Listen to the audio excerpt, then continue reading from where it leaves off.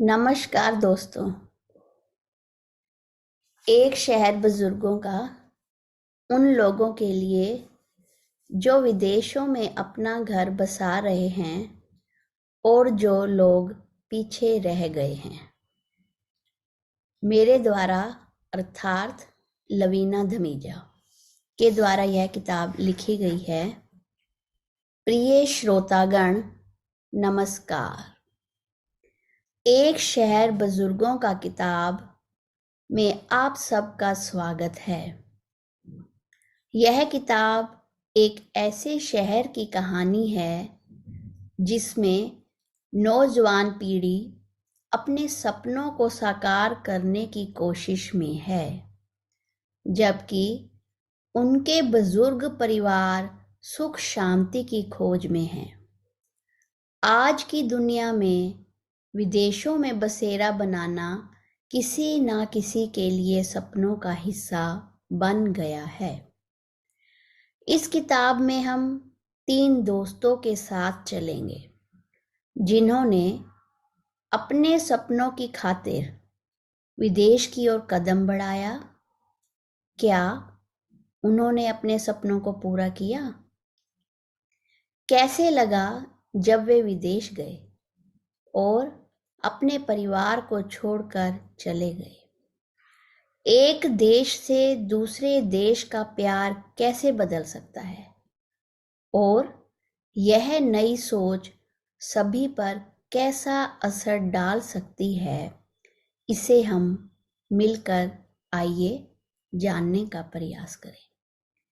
यह किताब एक नई सोच की ओर हमें बढ़ने का रास्ता दिखाती है और हम सभी को यह जानने का अवसर देती है कि हमारे संस्कार, हमारी परवरिश कितनी महत्वपूर्ण हो सकती है और क्या हम अपने बुजुर्गों की देखभाल के लिए उनके साथ खड़े रह सकते हैं?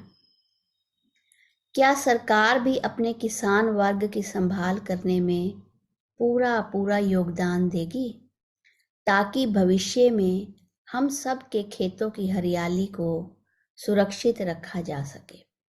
यह भी हम सोचेंगे। मैं लवीना धमीजा उम्मीद करती हूँ कि इस किताब के माध्यम से आपको कुछ नए और महत्वपूर्ण विचारों को जानने का अवसर मिलेगा और इस किताब को पढ़कर आपके मन में एक नई सोच का बीज बोया जाएगा। इस किताब को पढ़ने के लिए आपका धन्यवाद। आपकी तरफ से लवीना धमीजा। कविता। आइए इस कविता के माध्यम से एक शहर बुजुर्गों का शुरू करें। एक शहर बुजुर्गों का। आओ चलें एक शहर बूढ़ों के, आज से 20-25 साल पुराने। उन गलियों में, नगरों में, शहरों या कस्बों में जहाँ मिलते थे सब मस्ताने। गलियों की छतों, चौबारों और चौराहों पर उन गर्मियों की छुट्टियों में वो रात को सबका बाहर आना, बच्चों का खेलना, नौजवानों का बहसा बहसी मचाना। बूढ़े की सभा में पीता शराबी का साइकिल से गिरना, नाली में सूअर का वो गर्मी को मिटाना। स्कूलों की टींटा, गुसल खाने से बदबू का आना, बाग बगीचे से वो फल को तोड़ तोड़ कर छुप छुप कर खाना। लड़कियों का इमली को देखकर दिल ललचाना। कहाँ गए वे दिन जो हमने अपने शहरों में बिताए थे? आज खाली पड़ी हैं वे गलियां जिनमें हमने रौनकें लगाए थे। आज बैट बॉल की आवाज सुनने को शीशे सारे उकसाए हैं। कच्ची गलियों में ना कोई आवाज है, सारे दर्द में पिघलाए हैं। अपने देश की मिट्टी छोड़ विदेश को सब अपना घर बनाए हैं। माँ बाप इंतज़ार करते रह गए, बच्चों ने तो ख़त्म कर दिए वो एहसास ही सारे हैं। नहीं कोई किसी का मीत आज, बन गए नए अपने और अपने पिछले बेगाने हैं। बूढ़े बैठे गलियों में बस देख रहे सब नज़ारे हैं। हर श्वास उनका पूछ रहा है, घुट घुट कर वे जी रहा है। बस एक प्रश्न वो पूछ रहा है, क्यों बच्चे कर गए हमें बेगाने हैं। हम अकेले बूढ़े रह गए शहरों में, कहाँ हमारे वो बुढ़ापे के सहारे हैं। कहाँ हमारे वो बुढ़ापे के सहारे हैं।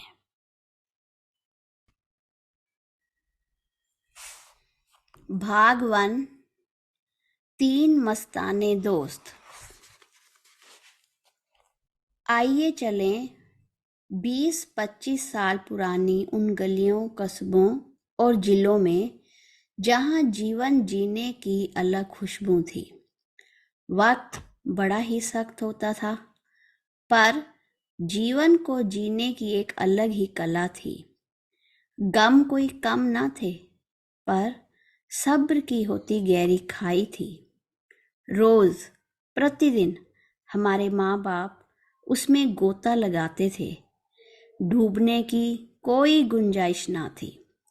आइए उसी 25 साल पुराने गांव या कह लीजिए छोटे से शहर राजपुरा में चलते हैं। जिला पंजाब, डिस्ट्रिक्ट पटियाला, शहर है राजपुरा। बिल्कुल छोटा सा हंसता खेलता शहर, जी हाँ, पंजाब का राजपुरा। 3 दोस्त, कृपाल, मनमीत और रणबीर। कृपाल, मैंने नहीं जाना स्कूल पापा जी। माँ, क्यों खोते, स्कूल तेरा बाप जाएगा या फिर बाप वर्गा बनना है, गाड़ी चलाकर धूप में रोटी कमानी है। कृपाल, पापा प्लीज माँ को बोलो ना। माँ, देखो जी, आप बीच में बिल्कुल ना आना, मैं कह देती हूँ, मुझसे बुरा कोई ना होगा। इतने में 2 दोस्तों की आवाज आती है, आजा कृपाल भाई, देर हो रही है। मास्टर जी आज तो पक्का डंडे मार मार के हाथ सुजा देंगे। स्कूल। कमरे के बाहर तीनों के हाथों पर 2-2 छड़ियों के निशान मानो जम से गए। आगे से लेट आए तो स्कूल में तुम्हारी खैर नहीं। अगली बार पक्का प्रिंसिपल के पास चलने की पूरी तैयारी करके आना। फिर आगे जो होगा वह तुमको उसी समय पता चलेगा कि लेट आने और ना पढ़ने का क्या नतीजा होता है। चलो अंदर। जैसे ही पहले पीरियड की घंटी बजती है, पंखा गुल। हाय मास्टर जी, यह क्या हुआ।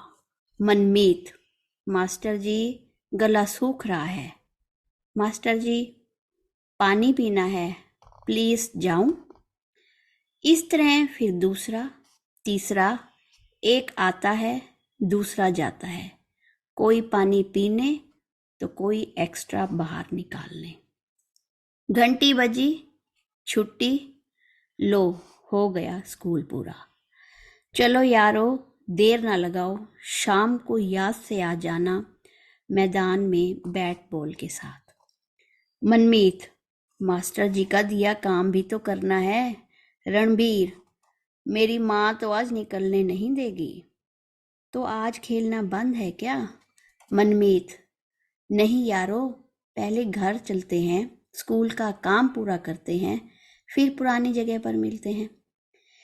कृपाल, घर पहुंचते ही, माँ बड़ी भूख लगी है। माँ, स्कूल कैसा रहा, काम पूरा किया, परीक्षा आ रही है, पढ़ना शुरू कर दे, सिलेबस ना हुआ तो तेरी खैर नहीं। आज पढ़कर बिजली वाले को बुला लेना, पानी की टंकी खराब हो गई है, पानी नहीं उठा रही है। कृपाल, यह क्या माँ, तुम्हारा भी जवाब नहीं है। एक तरफ कहती हो पढ़ो, तो दूसरे पल उसी समय घर के काम की भी जिम्मेदारी लगा देती हो। टीचर से 5 बजे का समय लिया था, कुछ मुश्किलें हल करनी थी। ठीक है, मैं टीचर से कल पढ़ने के लिए कह देता हूँ और आज तुम्हारा काम करा देता हूँ। माँ, निकम्मा कहीं का, जा पढ़, मैं खुद ही कर लूंगी काम। नालायक औलाद। कृपाल, तो तू ही बता मैं क्या करूं? माँ, जा पढ़, भाग जा यहाँ से। मनमीत घर जाते ही, माँ आ गया बेटा? मनमीत, आ गया माँ।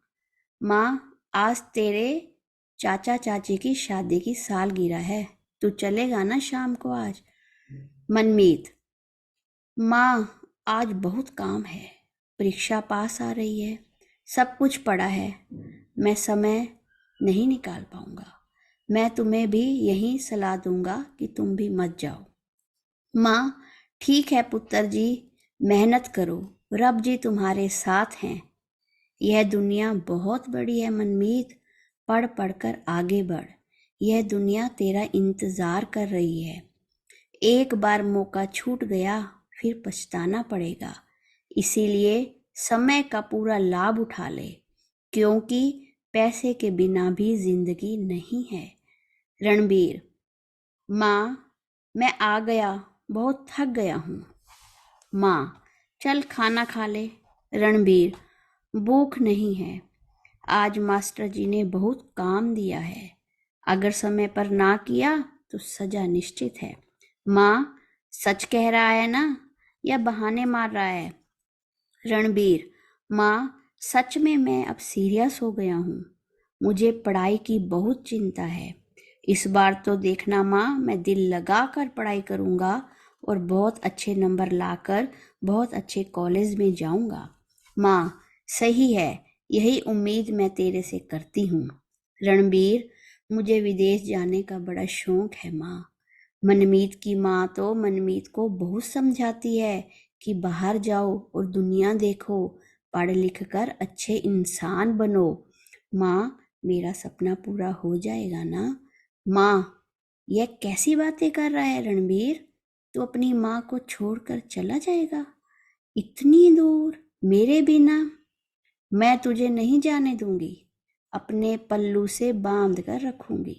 रणबीर मुस्कुराकर, अच्छा अभी तो खाना दे, बस बस मैं फिर पढ़ने जाऊं। कुछ समय बाद तीनों दोस्त आ जाते हैं घर से दूर खेल के मैदान में और शुरू खेलना। जीवन की वही मस्ती, ठंडी हवा में घूमना, बड़े बड़े सपनों को पकड़ने की योजना बनाना और मेहनत बिल्कुल नहीं करना। आगे जाने के ख्वाब मानो जैसे खींच रहे हों, बस समय का इंतजार हो रहा हो।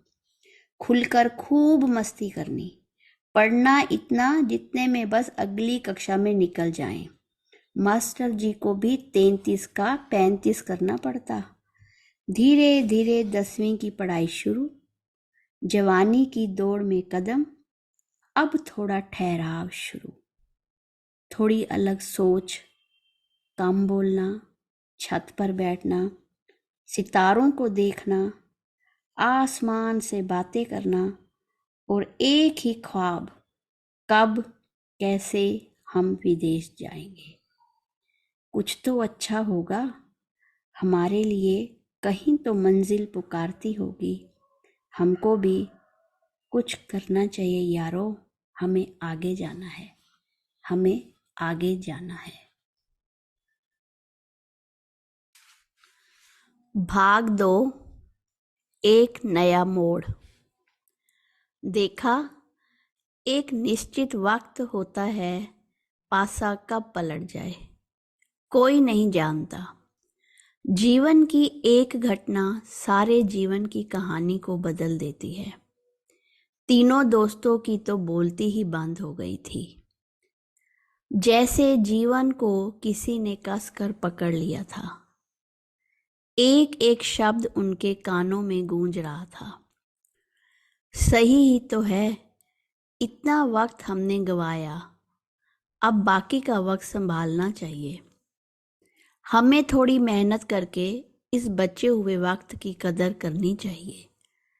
कृपाल, मम्मी हमेशा कहती है सोना ऐसे अपने चमकते रूप में नहीं आता, भट्टी में जलना पड़ता है, तब भी पिघल कर आकार में बदलता है और उसकी सुंदरता को चार चांद लगते हैं। इसी तरह मेहनत है, जितनी करेंगे उतनी रंगत निखरेगी। बस अब क्या, बदल गए तीनों शरारती निकम्मे, बन गए असली बंदे। देखा कैसे कोई बात दिल को छू जाती है, उस शब्द को सुनने वाले कानों का इंतजार होता है।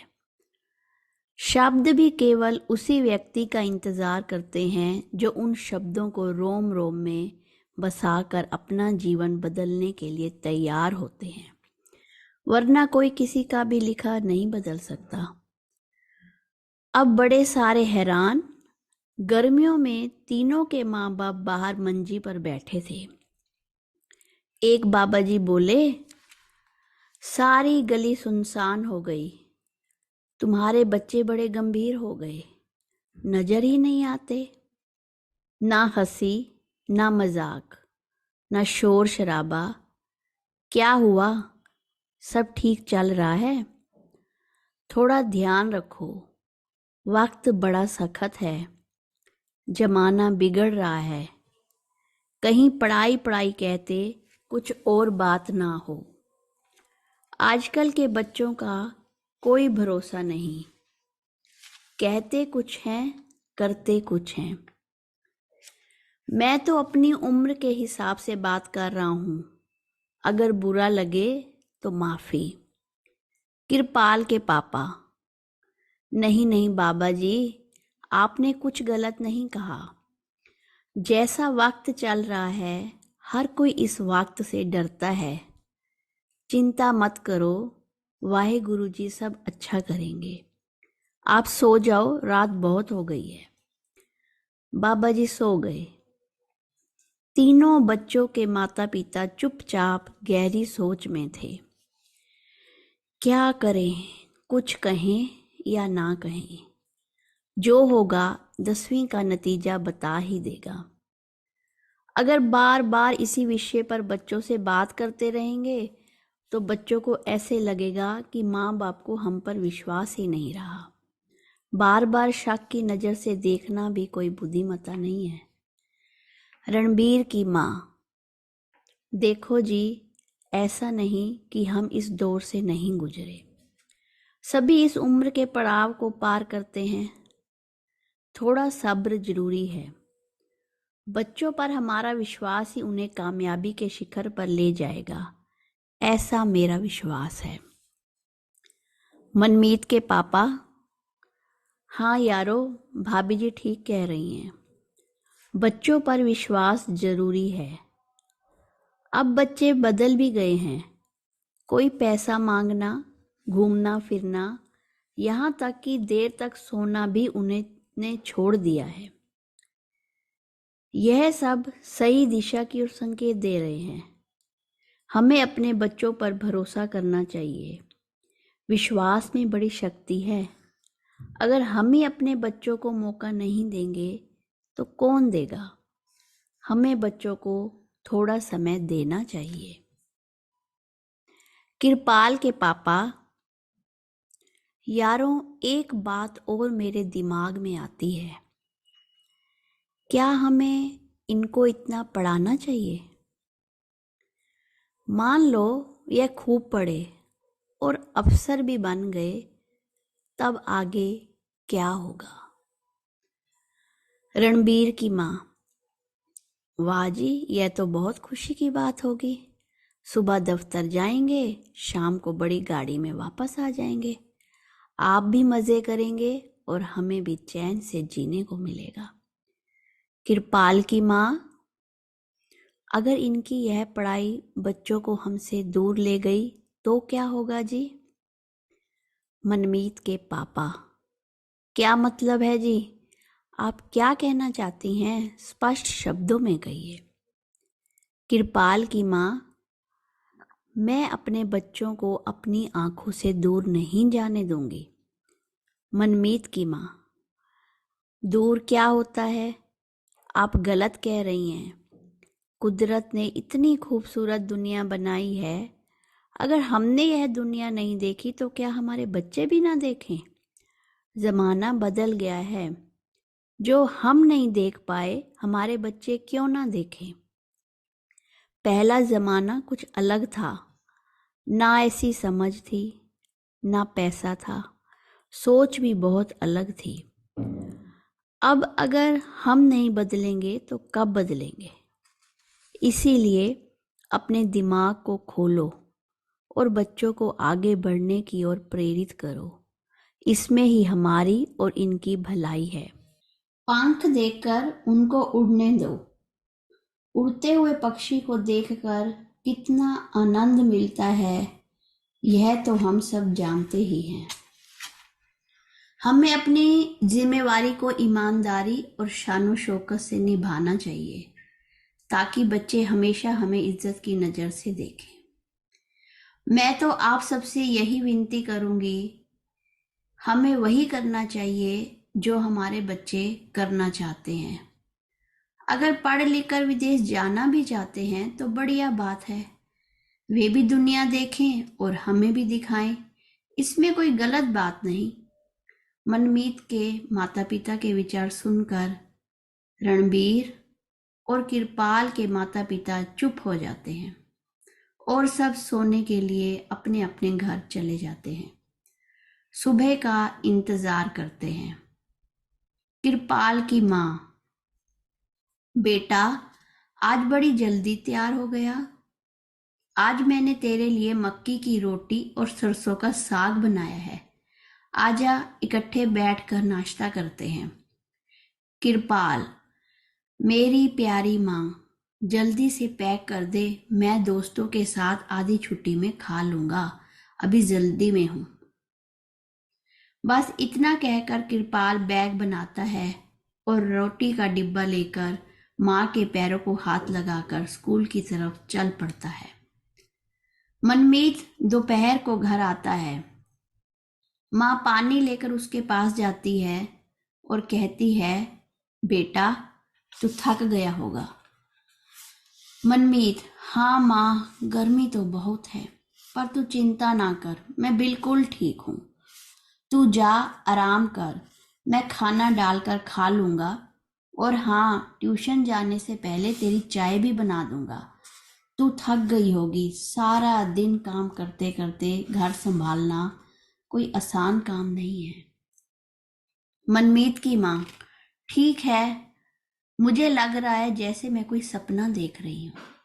मनमीत: नहीं, तू कोई सपना नहीं देख रही, जा आराम कर, मैंने ट्यूशन पढ़ने जाना है। रणबीर की माँ: आ गया स्कूल से? रणबीर: माँ, थोड़ी देर आराम करके पढ़ने जाता हूँ, आज बहुत काम है। माँ: ठीक है बेटा। इस तरह तीनों दोस्त पढ़ाई की ओर अपना कदम बढ़ाते हैं और जीवन को अच्छे बनाने के प्रयास में जुट जाते हैं। 10वीं में बच्चों में उनका नाम अव्वल दर्जे पर आता है, जिसके फलस्वरूप उन्हें नॉन मेडिकल क्षेत्र में अच्छे स्कूल में दाखिला मिलता है। 12वीं में भी वे अव्वल नंबरों से आगे निकलते हैं, जिसका नतीजा यह निकलता है कि तीनों दोस्त NIT जालंधर के बेस्ट कॉलेज में सिलेक्ट हो जाते हैं, जो कि उस समय का एक बहुत अच्छा कॉलेज माना जाता था। तीनों दोस्त और उनके माँ बाप बहुत खुश होते हैं, परंतु मनमीत के घर की हालत ज़्यादा अच्छी नहीं होती। मनमीत के माता पिता मध्य वर्ग श्रेणी में आते हैं। उसकी मौसी और अन्य रिश्तेदार कनाडा में रहते हैं।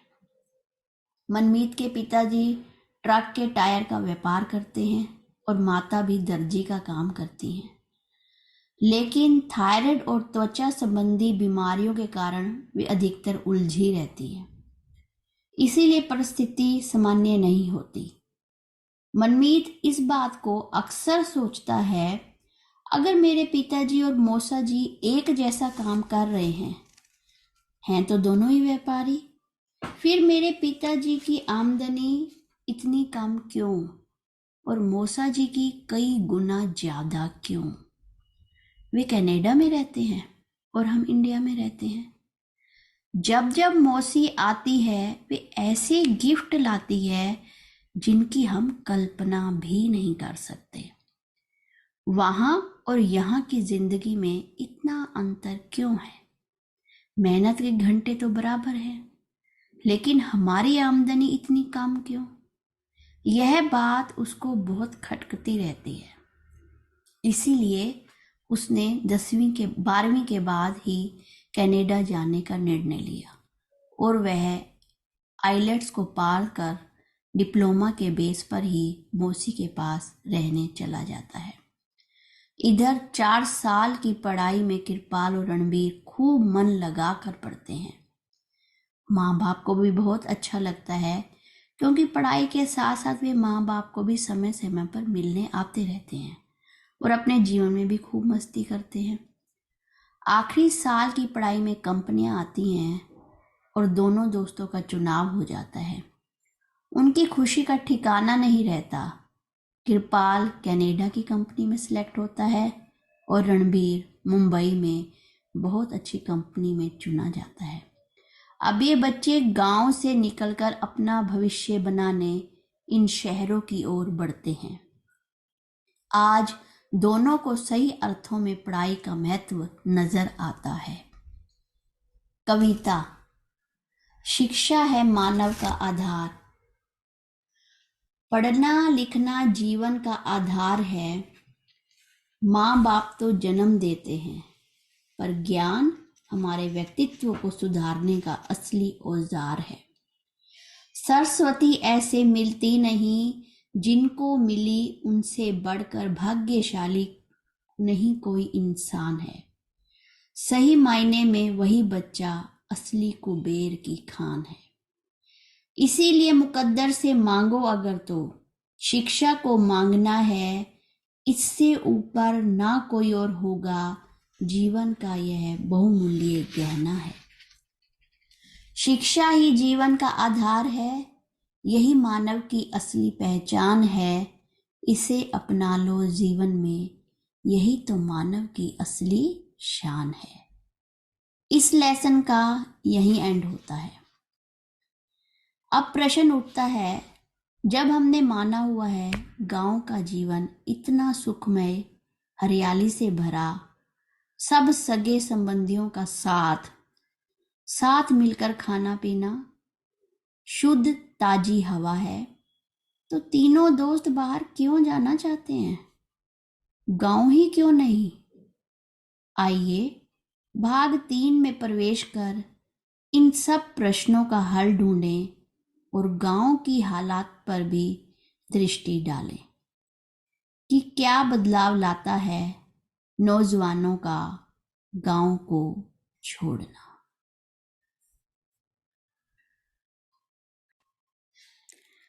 आशा करती हूँ कि आपको ये भाग पसंद आया होगा। अपने सुझाव नीचे दिए गए कमेंट बॉक्स पर जरूर डालें। धन्यवाद। भाग 3, गांव का खाली होना। यह बिल्कुल सच है कि गांव का जीवन खुशहाल और हरा भरा होता है, लेकिन यह भी सच है आज से 20-22 साल पहले जमींदार होते थे। जमींदार अपनी जमीन पर किसानों से काम लेते थे। बारिश का ना होना या बाढ़ का आ जाना, सूखा पड़ना, इस तरह की प्राकृतिक विपदा होती कि जिन किसानों की अपनी जमीन होती वे भी जमींदारों के पास गिरवी रखते और जमींदार ब्याज ले लेकर उन किसानों का शोषण करते रहते थे। किसान सारी जिंदगी अपनी जमीन वापस नहीं ले पाते थे। किसान बेचारा नीचे का नीचे रह जाता, वह कभी ऊपर नहीं उठ पाता था। अपने गहने घर तक गिरवी रखने पड़ जाते थे। बस यही कारण नहीं, और भी कई कारण थे गुलामी की जंजीरों के। दूसरा कारण यह था कि इंडिया में इतनी पढ़ाई करने पर भी वेतन का उसी अनुसार मिलना बहुत मुश्किल था। तीसरा कारण, भारत की पढ़ाई का तरीका नंबरों पर ही आधारित है। सिर्फ नंबरों की ही कीमत है। लेकिन बाहर की पढ़ाई ऐसी नहीं है। वह लिखित की अपेक्षा व्यवहारिकता पर आधारित है, जो जीना सिखाती है और पढ़ाई की कीमत को भी बताती है। चौथा कारण पंजाब का माहौल है। अधिकतर बच्चे नशीले पदार्थों के सेवन में उलझे रहते हैं। माँ बाप इन बातों से बहुत डरते हैं कि बच्चों का भविष्य बनने की बजाय बिगड़ने का खतरा ज्यादा है। इसीलिए वे बच्चों को बाहर जाने से रोक नहीं पाते हैं। पांचवा कारण, बच्चों के बाहर जाने का कारण पंजाब की सामुदायिक सहायता है। लोग भावात्मक हैं, एक दूसरे की मदद करने के लिए हमेशा तैयार रहते हैं। जब एक बच्चा बाहर चला जाता है तो वह परिवार के अन्य सदस्यों को भी बाहर जाने के लिए प्रेरित करता है और मदद भी करता है। इसीलिए चाचा, मामा, ताया, सबके बच्चे भी एक दूसरे को देख देख कर इंडिया को छोड़ बाहर बसने लगते हैं। इस प्रकार बाहर जाना आज के बच्चों के लिए एक प्रेरणादायक बिंदु बन गया है। मनमीत तो 12वीं के बाद घर के हालातों को मद्देनजर रखते हुए अधूरी पढ़ाई के साथ कनाडा चला गया था। अब ये दोनों बच्चे इन गांव के उस समय के पहले 2 बच्चे थे जो पूरी पढ़ाई करके गांव को छोड़कर दूर जा रहे थे। खुशी के मारे पूरा गांव झूम उठा था। सरपंच ने यह फैसला किया कि पूरा गांव बस में भरकर एयरपोर्ट तक इन दोनों बच्चों को विदाई देने जाएगा। इस तरह ये दोनों बच्चे जहाज पर सवार होने वाले उस गांव के पहले 2 बच्चे थे जिन्हें आदरपूर्वक जहाज पर भेजा गया। इस तरह कृपाल कनाडा और रणबीर मुंबई पहुंच गया। अब इन बच्चों का उदाहरण पूरे गांव के हर घर में दिया जाने लगा।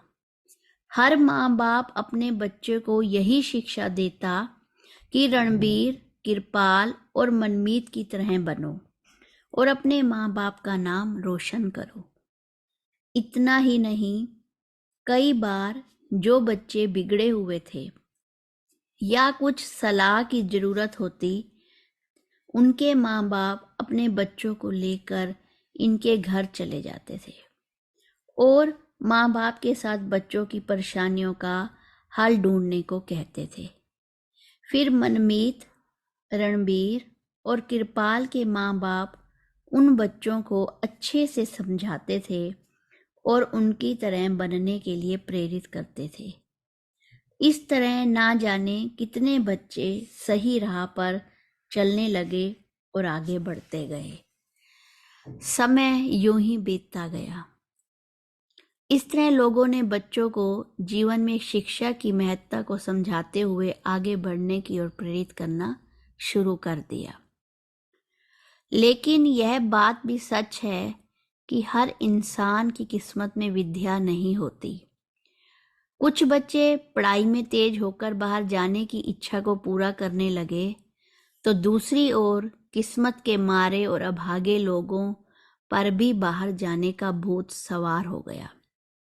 माँ बाप के पास पैसा हो या ना हो, खुद में कोई काबिलियत हो या ना हो, पर विदेश तो जाना ही है। छोटे शहर की यह एक खासियत है कि देखा देखी को बड़ा बढ़ावा मिलता है। लोग इस चीज से बड़े प्रभावित होते हैं। उदाहरण स्वरूप, अगर एक व्यक्ति छोले के सूप बनाने की दुकान में तरक्की कर रहा है, तो कुछ ही हफ्तों में और लोग भी इसी काम को अपनी रोजी रोटी का साधन बनाने लग जाते हैं। यह उदाहरण से अभिप्राय यह है कि लोग देखा देखी पर बहुत विश्वास करते हैं। वे यह नहीं देखते कि उनमें वह काबिलियत भी है या नहीं, कि वे वैसे छोले का सूप बना पाएंगे। लेकिन अगर एक आदमी उस काम में तरक्की कर रहा है तो 10 व्यक्ति वही काम उठा लेंगे। बाहर जाने की होड़ में भी यही हालत हुई। माँ बाप के सिर पर यह एक और परेशानी आ गई। खाली बैठा बच्चा भी सिर्फ बाहर जाने की जिद पर अड़ा हुआ था। माँ बाप मरते क्या न करते, गहने, जमीन, मकान सब गिरवी रखने पड़ते थे। अब हर जगह छोटे छोटे शहरों में आइलेट्स की पढ़ाई के सेंटर खुलने लगे। खाली बैठे बच्चे के बाहर जाने की उमंग को रोशनी की किरण मिली और बाहर जाने की होड़ शुरू हो गई, क्योंकि इन बच्चों के दिमाग में सिर्फ और सिर्फ एक बात घर कर गई थी कि बाहर जाकर पैसा कमाना है। माँ बाप को अभी जो मुश्किल हो रही है वह थोड़े समय की है, क्योंकि बाहर जाकर वे जो पैसा कमाएंगे उसे माँ बाप के पास तो भेज देंगे, बाद में इन्हें सुख ही सुख मिलेगा। इस तरह बहुत बड़ी संख्या में बच्चे अपने देश से निकलते गए और गांव के गांव खाली होते गए, जिसका नतीजा यह निकला कि गांव में बुजुर्ग लोग ही दिखने लगे। एक और राजनीतिक कारण भी गांव की हालत पर प्रकाश डालता है। जैसे कि हम सभी जानते हैं, सरकार को भी जहां वोट मिलने की आशा होती है, नौजवानों की संख्या दिखती है, वहां गांव की शक्ल, सड़कें और नक्शा तक बदल जाता है। लेकिन अब नौजवान बच्चों की यहाँ कमी थी, वोट की उम्मीद कम थी, तो गांव की हालत भी खस्ता हो गई थी। स्कूल बनने की ज्यादा जरूरत अनुभव ना हुई। 12वीं के बाद कॉलेज तक आते आते बच्चे पहले आइलेट्स की तैयारी में जुट जाते थे। इस तरह पैसा कमाना ही नौजवान पीढ़ी का एकमात्र उद्देश्य बनने लगा। किसी को भी दूसरे पलड़े में बुजुर्ग का एहसास ना आया कि उनका आगे क्या होगा। हम क्या यह ठीक कर रहे हैं? क्योंकि जो एक बार यहां से चला गया पैसा तो जरूर भेज देता, लेकिन मुड़कर आने का जो वायदा करता वह भूल जाता। माँ बाप इधर इंतजार ही करते रहते। जो बच्चे छोटी नौकरियों पर जाते हैं, जैसे कि कार साफ करना, बर्तन साफ करना, वेटर का काम करना और साथ में अपनी पढ़ाई का खर्चा भी निकालना, उनमें से कुछ बच्चों के लिए बहुत मुश्किल हो जाता था कि वे अपना गुजारा भी निकालें और माँ बाप के पास भी पैसे भेजें। इस कारण वे माँ बाप बेचारे कर्ज के बोझ तले ही मर जाते और यहाँ बच्चे धीरे धीरे अपनी गृहस्थी बना लेते, वहाँ की रेजिडेंसी लेकर अपना जीवन निर्वाह शुरू कर लेते थे। इन तीनों दोस्तों की नौकरी अच्छी चल रही थी, खूब तरक्की पर थे। अब 4 साल नौकरी को हो गए। कृपाल और मनमीत के माता पिता बच्चों को बुला बुलाकर थक गए थे। एक बार आ जाओ, तुम्हारी शक्ल देखने का मन करता है। उधर रणबीर फिर भी 3 महीने में एक बार मुंबई में चक्कर लगा लेता था, माँ बाप से मिलाता था। वही मनमीत और कृपाल के माँ बाप की खबर लेकर उन्हें देता रहता। अक्सर तीनों की कॉन्फ्रेंस मीटिंग होती रहती थी। रणबीर दोनों दोस्तों को उनके माँ बाप की हालत बताता रहता था और आने के लिए भी कहता था, लेकिन कृपाल और मनमीत दोनों का एक ही कहना होता था कि अभी आना मुश्किल है, काम का बोझ बहुत ज़्यादा है और जब जब काम कम होता है तो टिकट बहुत महंगी होती है। इस चक्कर में अभी तक आने का कोई भी संयोग नहीं बन पाया है। भाग चौथा, बच्चों का स्वार्थी होना। आशा करती हूँ कि आपको ये भाग पसंद आया होगा। अगले भाग में जाने से पहले यदि आपने इस चैनल को सब्सक्राइब नहीं किया तो नीचे दिए गए सब्सक्राइब बटन पर क्लिक कीजिए और बेल आइकन को प्रेस कर दीजिए।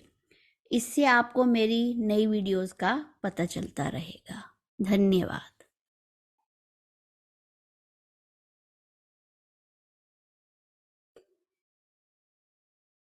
भाग चौथा, बच्चों का स्वार्थी होना।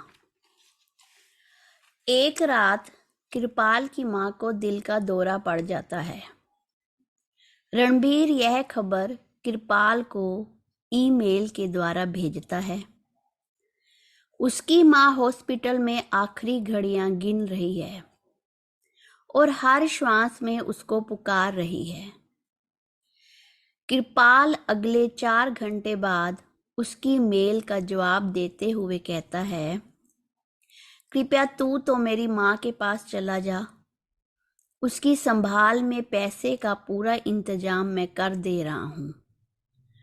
रणबीर सुबह की पहली फ्लाइट से सीधा हॉस्पिटल पहुंचता है और वहां के फोन द्वारा कृपाल से बात कराता है और बेटे से बात करते करते मां स्वर्ग सिधार जाती है। कृपाल को बहुत दुख लगता है कि आखिरी समय में भी वह अपनी मां को ना देख पाया। मां उसे बुला बुलाकर थक गई। वह अपनी मां की इच्छा को पूरा करने में असफल हो गया। यह सब किसके लिए? पैसे के लिए, अपनी पहचान के लिए और अपने रुतबे के लिए, जो कि समय के साथ नश्वर है। अंतिम संस्कार के लिए भी उसने रणबीर को आगे किया। जिन माँ बाप ने पढ़ने लिखने में कोई कसर नहीं छोड़ी, आज वही बाद में और नौकरी पहले है। पैसा शोहरत सब आगे है।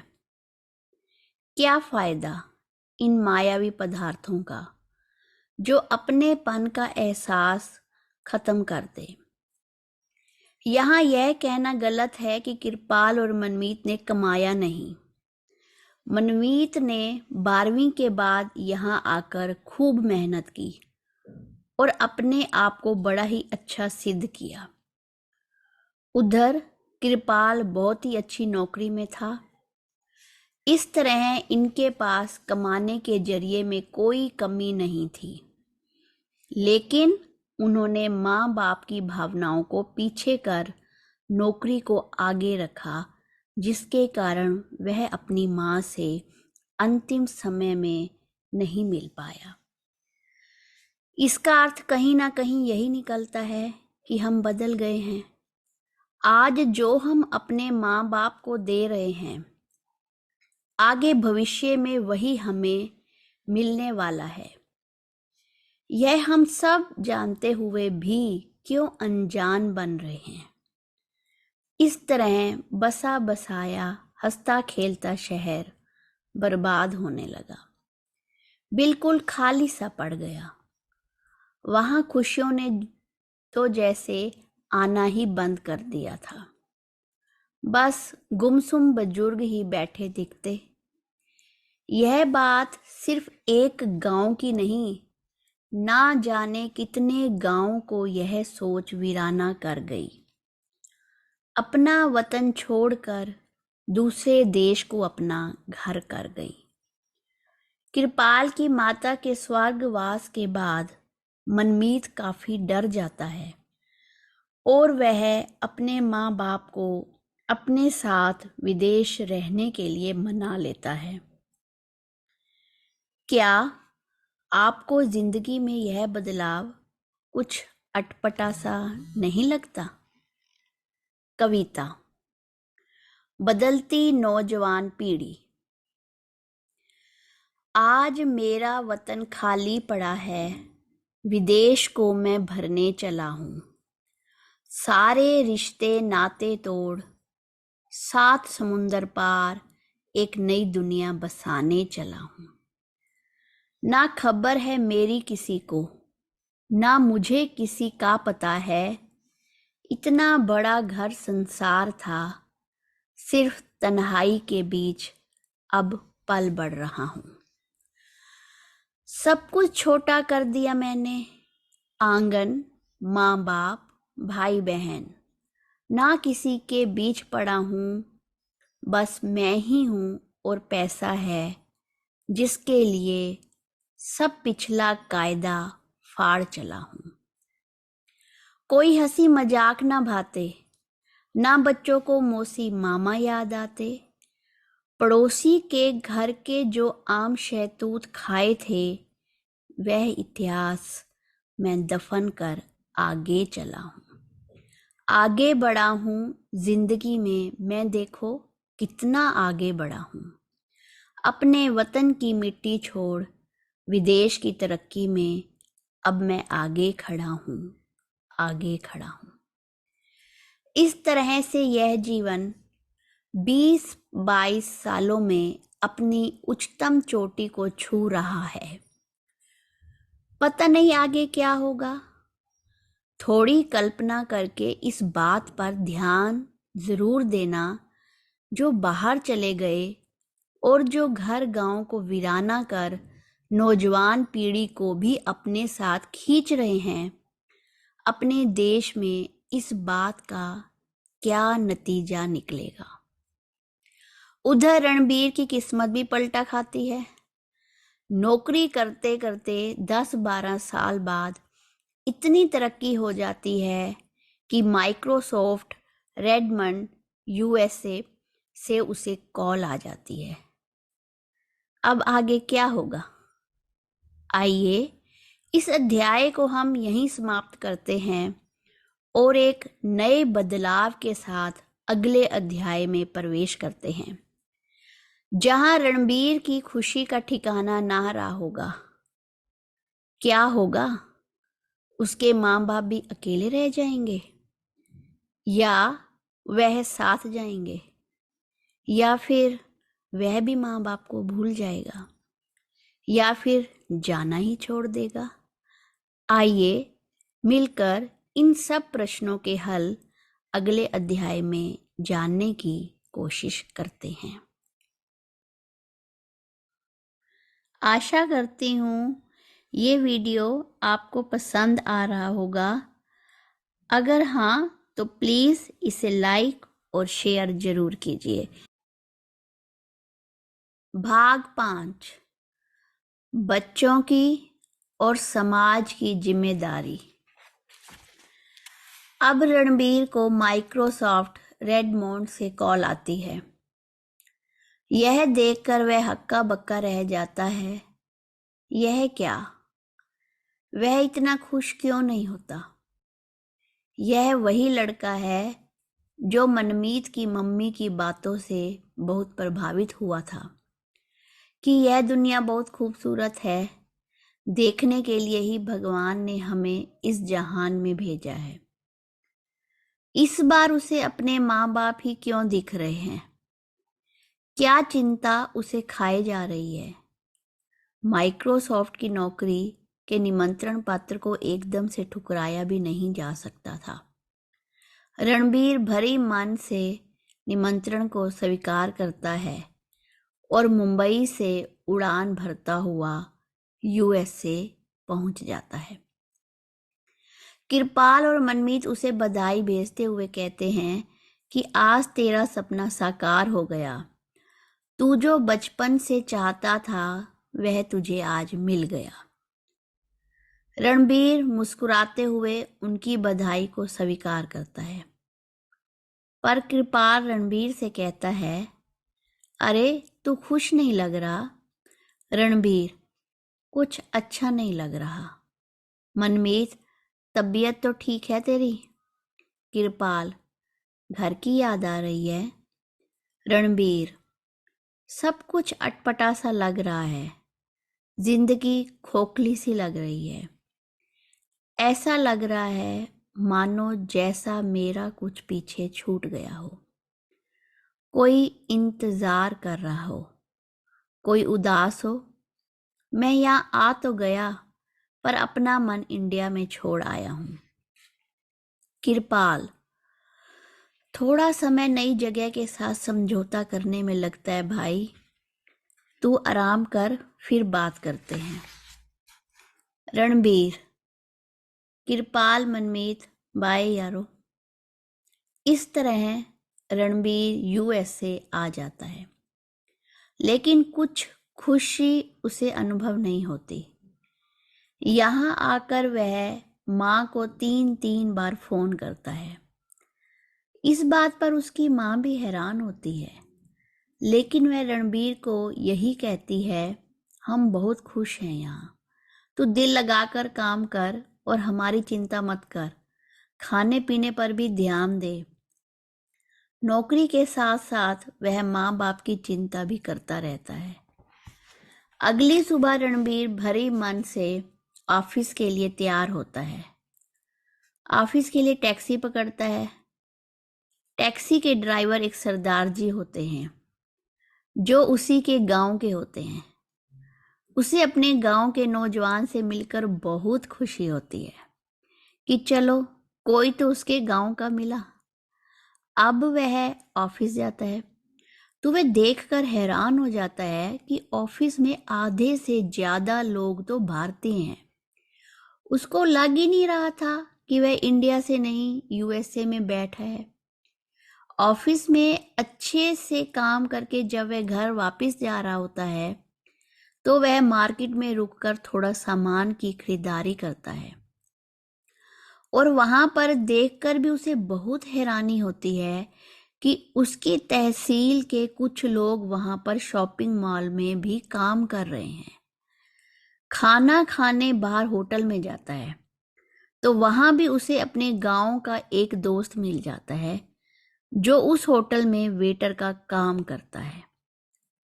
रात को जब वह घर पहुंचता है तो उसे एहसास होता है कि एक ही दिन में मैं अपने पंजाब के ही कितने सारे नौजवान लोगों से मिल आया। सब लोग उसी के गांव के या गांव के आसपास के रहने वाले नौजवान लोग ही हैं, जो अब विदेश में अपना घर बनाने के लिए आ चुके हैं। उस रात उसे यही चिंता रहती है कि अभी तो मैंने सिर्फ 3 परिवारों की हालत देखी है।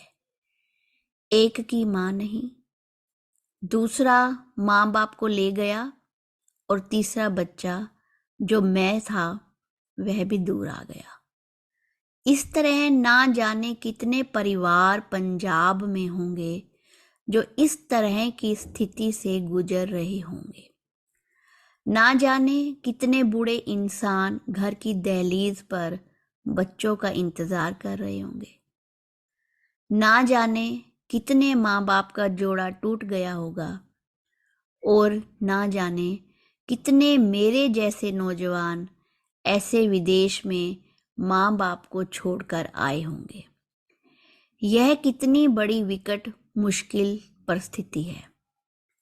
इंसान क्या करे, क्या ना करे, आगे पढ़े या ना पढ़े, कमाने के लिए बाहर जाए या फिर गांव की खेती बाड़ी संभाले। कभी कभी मैं यह सोचता हूं कि हर वस्तु पाई नहीं जा सकती। एक तरफ तरक्की होगी तो दूसरी तरफ परिवार का सुख होगा। दोनों को एक साथ पाया नहीं जा सकता। इतने बड़े ख्वाब ही क्यों लेने जिन तक पहुंचा नहीं जा सकता।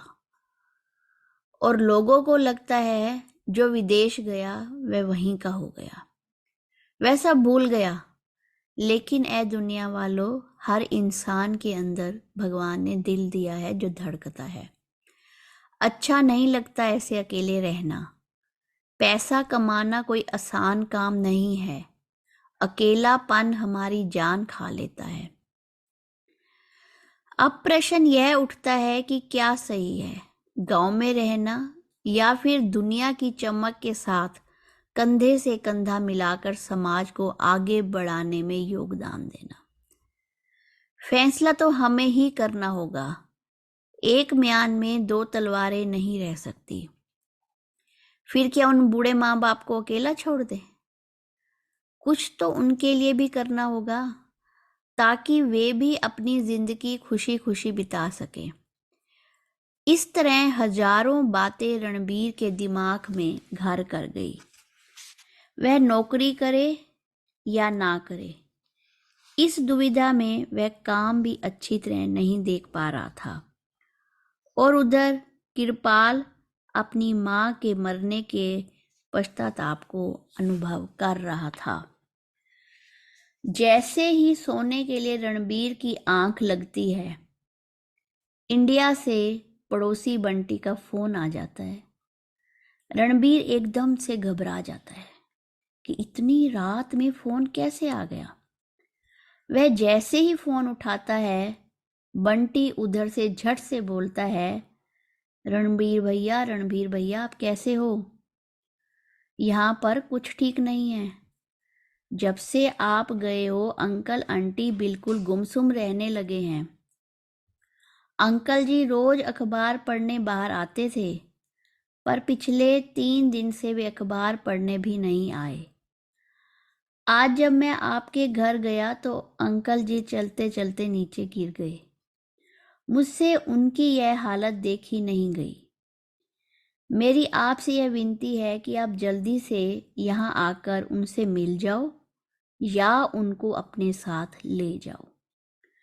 बुरा मत मानना, पर मुझे नहीं लगता कि वे आपके बिना ज्यादा दिन जी पाएंगे।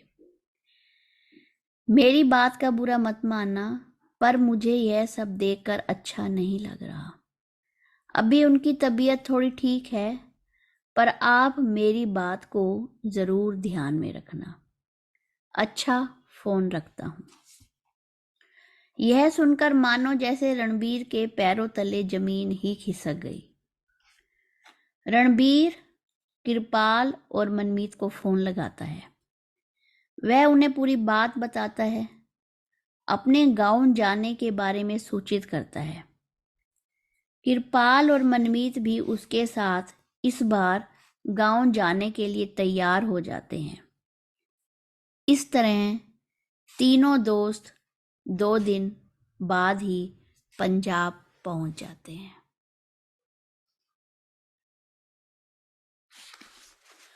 भाग 6, तीनों दोस्तों का दोबारा गांव में आना।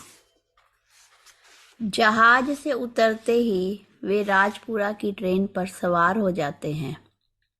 जैसे जैसे वे अपने शहर के नजदीक पहुंचते हैं, उनकी पुरानी दिनों की याद ताजा होने लगती है। एक नया एहसास उमड़ने लगता है। वे अपने पुराने दिनों को याद कर ठंडी सांस भरते हैं और चारों तरफ फैले हुए वृक्षों, नदियों, छोटी छोटी दुकानों और कच्चे घरों को देखकर उनकी आंखें नम हो जाती हैं और वे कहते हैं, हम कहाँ गुम हो गए थे। इस तरह वह खुशी खुशी अपने गांव में प्रवेश करते हैं। थोड़ा सा पहले मैं आपको एक बार अवगत करा देती हूँ कि रणबीर, जो कि मुंबई की कंपनी से शिफ्ट होकर यूएसए गया था, उसके पिताजी घर गए थे और उसे अपने पिताजी को मिलने के लिए यूएसए से इंडिया आना पड़ा। कृपाल की माता का स्वर्गवास हो गया था और वह पश्चाताप की आग में अपने पिताजी से मिलने आया था। मनमीत अपने माता पिता को विदेश लेकर गया था और अपने दोस्तों के साथ इंडिया आया था। जब तीनों दोस्त अपने गांव में पहुंचते हैं तो कृपाल अपने घर चला जाता है। मनमीत रणबीर के साथ उसके घर उसके पिताजी की तबीयत पूछने जाता है। दिन भर वे दोनों पिताजी को डॉक्टर के पास ले जाते हैं और टेस्ट करवाने में जुट जाते हैं। रात को मनमीत अपने घर सोने चला जाता है। वह जब घर जाता है तो उसे बहुत अजीब लग रहा होता है। पूरा घर उसे खाने को दौड़ता है। वह महसूस करता है कि अगर एक दिन में मैं यहाँ अच्छा अनुभव नहीं कर रहा तो माँ बाप का क्या हाल होता होगा। वे मेरे बिना यहाँ घुट घुट कर जीते होंगे। पर उन्होंने एक बार भी एहसास नहीं होने दिया, जबकि मुझे पहले ही दिन इतनी घुटन हो रही है। कृपाल जब अपने पिताजी को मिलता है तब वह फूट फूट कर रोने लगता है और माफी मांगता है। बिना माँ के उसे सारा घर खाने को दौड़ता है। उसे घर की हर चीज में माँ की याद आ रही होती है। वह सोच लेता है कि अब वह अपने पिताजी को अकेले नहीं छोड़ेगा। इस बार वह पिताजी को अपने साथ लेकर विदेश जाएगा। रणबीर अपने माता पिता को मिलकर बहुत खुश होता है और मम्मी से कहता है कि मैं यहाँ मुंबई में ज़्यादा अच्छा था। कम से कम आपकी खबर लेने तो आता था और आप लोगों को भी मुझे देखकर संतुष्टि हो जाती थी। मुझे लगता है कि मैंने यूएसए जाकर ठीक नहीं किया।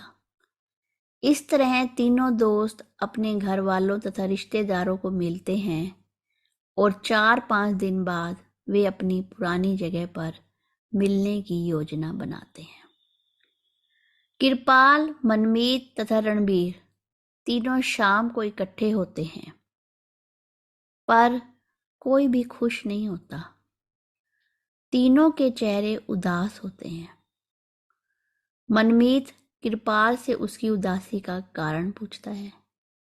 कृपाल: यार, मैंने अपने पिताजी को बहुत बार मेरे साथ चलने को कहा, पर वह बात सुनने को भी राजी नहीं है। पापा कहते हैं कि 65 साल हो गए मुझे यहाँ रहते रहते। तुम्हारे सारे परिवार के बड़े बुजुर्ग, चाचा, ताया जी, मौसी, मामा और मामी यहीं रहते हैं। मैं 7 समुंदर पार जाकर क्या करूँगा? तुम्हारी माँ भी अंतिम समय पर यहीं थी। मैं अपने वतन को छोड़कर नहीं जा सकता। मेरा अंतिम श्वास इसी मिट्टी में मिलना चाहिए। इसलिए तुम मेरी चिंता मत करो। तुम अपना घर बसाकर अपनी जिंदगी अपने तरीके से जी।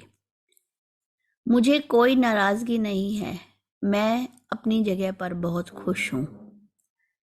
रणबीर: यार, मेरे माँ बाप भी नहीं चलना चाहते। वे कहते हैं हमारी तो रोज की दवा दारू का काम है, रोज डॉक्टरों के चक्कर लगते हैं। तू वहां हमें संभालेगा या अपनी नौकरी करेगा? अच्छा रहेगा तू शादी करके अपनी पत्नी को वहां ले जा और अपनी जिंदगी शुरू कर। हम दोनों एक दूसरे की देखभाल अच्छे से कर लेंगे। वैसे भी हम अपने वतन से बहुत प्यार करते हैं और इसे छोड़कर हम कहीं नहीं जाएंगे। इस तरह रणबीर और कृपाल ने यह अनुभव किया कि कोई फायदा नहीं, ये लोग मानेंगे नहीं, क्योंकि बुढ़ापा और बचपन एक जैसा होता है। एकदम हट्टी, जिद्दी, जो ठान लिया वही करना है। इस उम्र में किसी के ख्यालों को बदला नहीं जा सकता। मनमीत: मैं भी अपने रिश्तेदारों के घर होकर आया हूँ। सभी बुजुर्ग अपने घर में ही खुश हैं। वे बाहर की दुनिया को नहीं देखना चाहते और सब बुजुर्ग गांव में अकेले पड़े हैं। सबके बच्चे बाहर नौकरी के लिए जा चुके हैं। यह एक बहुत बड़ी दुविधा का बिंदु है। जितना आसान देखने में यह लग रहा है, उतना ही मुश्किल है, क्योंकि जिस तरह एक छोटा सा बच्चा अकेले घर में नहीं छोड़ा जा सकता, ठीक उसी तरह इन लोगों को भी नहीं छोड़ा जा सकता।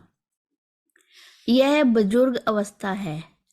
आज 2 बूढ़े इकट्ठे हैं तो कल एक होगा। इसका नतीजा इतनी जल्दी अनुमान नहीं लगाया जा सकता।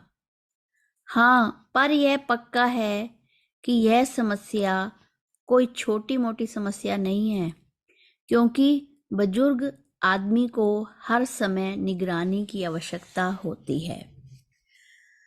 तीनों दोस्त इस तरह वार्तालाप करते हैं।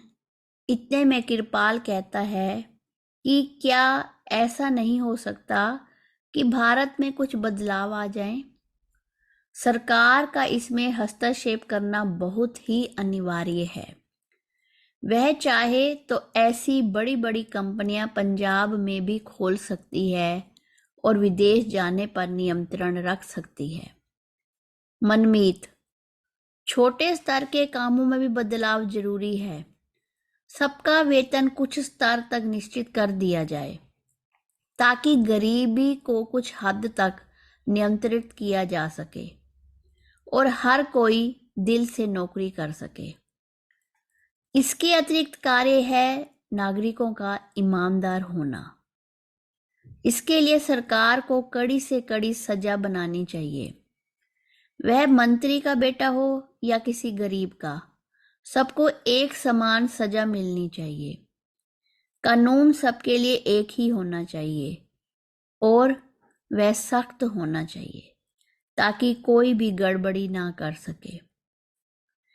कृपाल मनमीत से कहता है कि मैं तुम्हारी बात से बिल्कुल सहमत हूं कि घर खाने को दौड़ता है, लेकिन यहाँ पर मैंने एक चीज अनुभव की है, वह है सोसाइटी का आपस में एकजुट होना। यहाँ पर लोग आपस में दिल से जुड़े हुए हैं। इसीलिए जब सुबह मैं उठा, मेरी बुआ सुबह सुबह स्कूल जाते समय मेरे पापा को मिलती गई और एक टिफिन खिचड़ी का देती गई, और रात होते ही मेरे मामा मामी पापा को मिलने आए। उन्होंने बताया कि तू चिंता मत कर, हर रोज कोई ना कोई सुबह शाम एक दूसरे को देखने आ जाता है। इस तरह हम सब अपनी संभाल करते हैं और बहुत ही खुश हैं। इतने में रणबीर कहता है, जितनी दूर हम होते हैं और ज्यादा सोचते हैं तो टेंशन भी बढ़ती है, लेकिन हकीकत में यहाँ के लोग सत्संग से भी जुड़े हुए हैं और वे लोग भलाई की संस्थाओं से भी जुड़े हुए हैं तथा अपने समय को अच्छे कामों में लगाकर बिताते हैं। कृपाल बोला, मैंने तो यहाँ के लोगों के घर पूरे दिन की मेड भी देखी हैं। जो बच्चे विदेशों में हैं उन्होंने माँ बाप की सुविधा के लिए फुल डे मेड भी रखी है, और इस तरह हर कोई ना कोई अरेंजमेंट करके बैठा हुआ है। इस तरह तीनों दोस्त यह बात समझ गए कि हमारे माँ बाप जहां भी रहें, लेकिन हमें अपने फर्ज से पीछे नहीं हटना। यदि वे यहाँ खुश हैं तो भी हमें बाहर रहकर इनके साथ संपर्क बनाए रखना है तथा हर तरह की सुविधा देने की कोशिश करनी है। साल में 1 से 2 बार चक्कर लगाना है तथा वहां के लोगों के साथ भी मिलकर ऐसी ही कम्युनिटी तैयार करनी है ताकि कोई भी पहले 5 किलोमीटर के दायरे में आए गांव में से हर किसी का हाल पूछ सके और वहां बैठे बच्चों का हाल भी बता सके। इस तरह हमें अपने फर्ज निभाने हैं।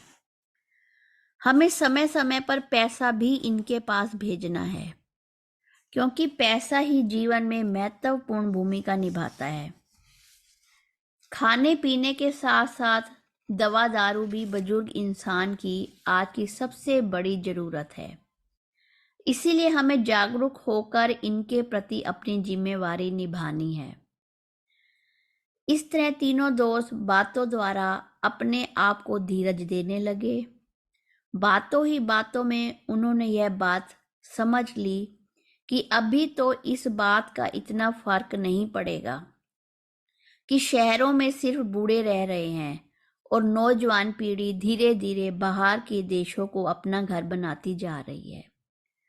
सब माँ बाप अपने बच्चों को उनके अनुसार वातावरण में ढाल रहे हैं, लेकिन एक लंबे समय के बाद ही समझ आएगा कि इसका नतीजा भविष्य में कितना खतरनाक होगा, क्योंकि माँ बाप ने आसपास के लोगों और रिश्तेदारों द्वारा अपना बुढ़ापा संभाल लिया, लेकिन एक समय के बाद यह सब ना रहेगा। बड़े बुजुर्ग भी खत्म हो जाएंगे, तो आगे क्या होगा? बच्चे बाहर होंगे तो जमीन जायदाद कहाँ जाएगी? खेती बाड़ी कौन करेगा? यही हमारे जीवन का आधार है। यदि किसान ही नहीं होगा तो इंसान खाएगा कहाँ से? खाली जमीनों को देखकर यहाँ पर भी बड़ी बड़ी फैक्ट्रियां लगा दी जाएंगी, फिर उपज कहाँ से होगी? यह समस्या आज भले ही छोटी हो, पर कल ये विराट रूप ले सकती है। इसका सामना हर नागरिक को करना पड़ेगा। इसीलिए बेहतर होगा इस समस्या को नजरअंदाज ना करके आम नागरिक, सरकार, सबको ध्यान में रखना चाहिए। इसे प्राथमिकता देते हुए देश के विकास की ओर ध्यान देना चाहिए। कृपाल के पिताजी और रणबीर के माता पिता अपने बच्चों को देखकर बहुत खुश होते हैं। उनको यह एहसास होता है कि हमारे बच्चों के अंदर हमारे लिए दिए हुए संस्कार जीवित हैं और वे हमारे लिए चिंतित रहते हैं, जो कि एक सकारात्मक बिंदु का केंद्र है। यह दर्शाता है कि हमारे बच्चों की परवरिश रंग ला रही है और वे बाहर रहकर भी हमारा और अपने खानदान, अपने देश का नाम रोशन कर रहे हैं। तीनों दोस्त पंजाब में 15 दिन लगाकर खुशी खुशी माँ बाप को मिलकर विदेश चले जाते हैं और हर साल वापस आने का वायदा भी करके जाते हैं। चलिए, मैं तो अपनी इस किताब का यहीं पर एक कविता की कुछ पंक्तियों के साथ विश्राम देती हूँ, पर यह एक बहुत जटिल समस्या है जिस पर हमारा और सरकार का ध्यान जाना अति आवश्यक है, ताकि हमारा भविष्य संभला रहे। कविता। हमारे बुजुर्ग हमारी धरोहर। एक शहर बुजुर्गों का हमने समझा और जाना है, जिसमें रह गए बूढ़े हमारे माँ बाप, बाकी सबका अलग अलग ठिकाना है। जाओ जाओ पूछो उनसे, क्या अरमान तुम्हारे हैं? क्यों गुमसुम हो गए? क्यों आंखों में आंसू के भरे प्याले हैं? बूढ़े कहते हैं, बच्चों की यादों ने मारा, वो दिन पुराने हमारे महखाने हैं। कोई ना निकाले हमको उस दुनिया से, हम बूढ़े उन यादों के दीवाने हैं। ले आओ हमारे बच्चे वापस, क्यों हुए वो आज बेगाने हैं। गली चुबारे पर बैठ बैठ कर इंतजार करते हुए बूढ़े हमारा, क्योंकि हम उनकी आंखों के तारे हैं। समझो बूढ़ों को, कुछ तो करो उनके लिए, क्योंकि वे हमारे खजाने हैं। सच कह गए संत पुराने, जो बीजा वो पाएंगे। कर लो संभाल बूढ़ों की, नहीं तो पीछे हम पछताएंगे। हमारा भी कल आएगा, क्यों ना आज की संभाल करें। इस खजाने को संभाल कर क्यों ना भविष्य का हम इंतजाम करें। ये बुजुर्ग जीवन की शान है, क्यों ना इनको आबाद करें। अपने माँ बाप की सेवा कर, क्यों ना हम अपनी 84 पार करें। उनके आशीर्वाद पर यह दुनिया टिकी है, क्यों ना उनको खुश कर हम अपना जीवन खुशहाल करें। क्यों ना उनको खुश कर हम अपना जीवन खुशहाल करें। धन्यवाद। ऑडियो बुक के इस अंतिम पड़ाव में मैं तहे दिल से आपका शुक्राना अदा करती हूँ। उम्मीद करती हूँ कि मेरी यह किताब किसी के अनुभवों को, भावनाओं को ठेस नहीं पहुंचाएगी। इस किताब की फिजिकल कॉपी या किंडल ई बुक खरीदने के लिए नीचे दिए गए लिंक पर क्लिक कीजिए। Thank you friends.